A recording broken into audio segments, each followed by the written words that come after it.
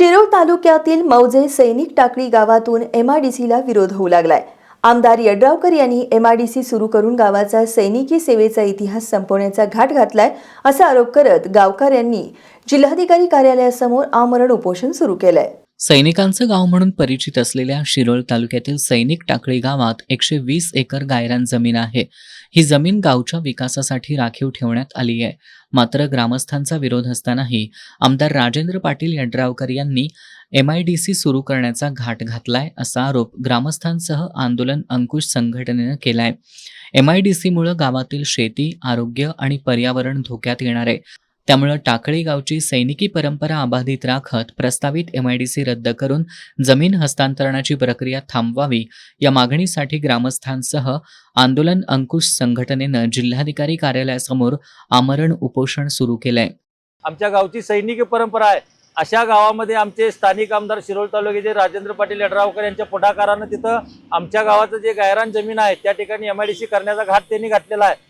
पण त्यांनी ज्या अनेक औद्योगिक वसाहती स्थापन केल्या आहेत, पार्वती इंडस्ट्रियल इस्टेट 1 असेल, इंडस्ट्रियल इस्टेट 2 असेल, या ठिकाणी त्यांच्या सगळे जे प्लॉट आहेत ते रिकामे आहेत।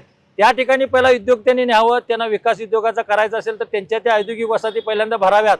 आणि आमच्या गावानं काय विकास मागितला आहे तर आमच्या सैनिकांना त्या ठिकाणी सैनिक स्कूल मागितलेला आहे, कृषी महाविद्यालय आम्ही मागितलेलं आहे, त्या ठिकाणी भरतीपूर्व प्रशिक्षण केंद्र आम्ही मागतोय। गेली 2023 पासून आम्ही या गोष्टी पाठपुरावा करतोय।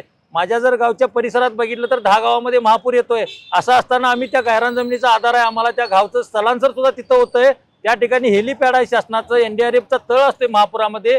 हे सगळं डावलून त्या 10 गावचा कुठलाही विचार न करता माझ्या गावचा जे सैनिकी इतिहास आहे तो संपवण्याचा घाट या आमदारांनी घातलेला आहे। उद्योग मंत्र्यांचा सुद्धा यामध्ये हात आहे। उदय सामंत जी आमचे उद्योग मंत्री आणि आमचे आमदार, हे शिंदे गटाचं जे काय चेन आहे त्या चेननं ही जमीन फक्त कमी क्षेत्र म्हणजे कमी पैशामध्ये लाटायचं म्हणून हे उद्योग चालू आहेत। आज त्या जमिनीचं मूल्यांकन बघितलं तर 3,65,75,000 रुपये इतकं कमी केलेलं आहे त्या लोकांनी। 120 एकर जमीन आहे आणि त्याचं मूल्यांकन फक्त 3,65,00,000 केलेलं आहे। पहिल्यांदा ते झालेल्या मीटिंगमध्ये ते मोफत मागत होते, म्हणजे शासकीय जमिनीचा सुद्धा गैरवापर त्या ठिकाणी होत आहे। आणि आमदारांनी जर विकास करायचा असेल तर हा एक विकासच आहे। माझ्या गावची परंपरा, माझ्या गावानं काय मागितले, उद्या माझ्या गावाला घन कचरा टाकायला जागा नाही, सांडपाणी सोडायला जागा नाही, माझ्या गावचं हातवाढ अजून झालेलं नाही, या सगळ्या गोष्टी न करता त्या ठिकाणी तिथली परंपरा जी सैनिकांची आहे ती संपवण्याचा प्रयत्न। एमआयडीसीचं गाव आम्हाला नको आहे, आम्हाला सैनिकांचं गाव आहे, आमचा इतिहास आम्हाला जीवन ठेवायचा आहे, आमची परंपरा कायम ठेवायची आहे। या गावची जी मागणी आहे त्या पद्धतीने त्यांनी विकास करावा आणि एमआयडीसी रद्द करण्याचा निर्णय तात्काळ घ्यावा। जोपर्यंत महसूल विभागाकडून एमआयडीसी रद्दची प्रक्रिया थांबवण्याचं पत्र मिळत नाही तोपर्यंत आमरण उपोषण सुरूच ठेवणार असल्याचा इशारा ग्रामस्थांनी दिलाय। या आंदोलनाला विविध पक्ष संघटनांनी पाठिंबा दिला।